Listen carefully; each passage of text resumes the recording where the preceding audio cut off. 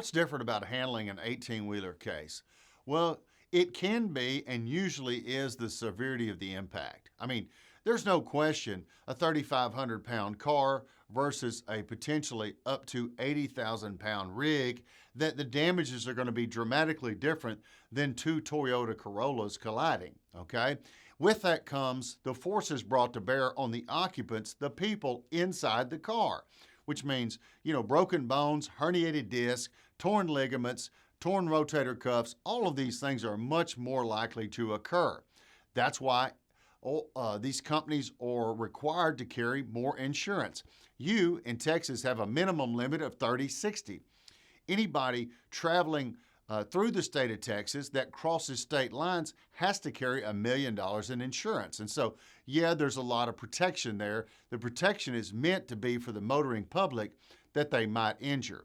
Now, if you get in one of these accidents, you certainly want to explore all of the injuries that you sustained and make sure that you are comfortable that you have treated and recovered before you sign a release, because they have plenty of resources to pay for these things, and you have every right to recover from these things. What you need is a lawyer who has experience in this area, because these are not like ordinary car accidents in which lawyers that handle volume practices on car wrecks know the same types of documents to ask for, questions to ask, investigation tools to get into to find out things about the truck, about the driver, about the company that can impact the value of your case.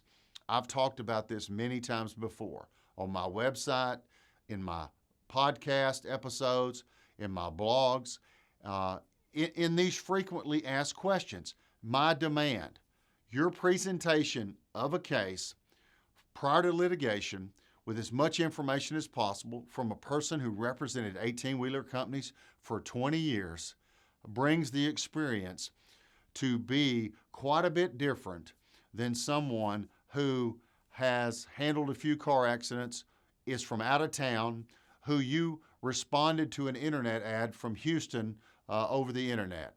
If you're in an accident with an 18-wheeler and you or a family member or a friend that you know of has been injured, you need to call me, especially if you've seen some of the product, some of the content I've put out on litigation, my qualifications, dealing with insurance companies, and of course, handling 18-wheeler cases.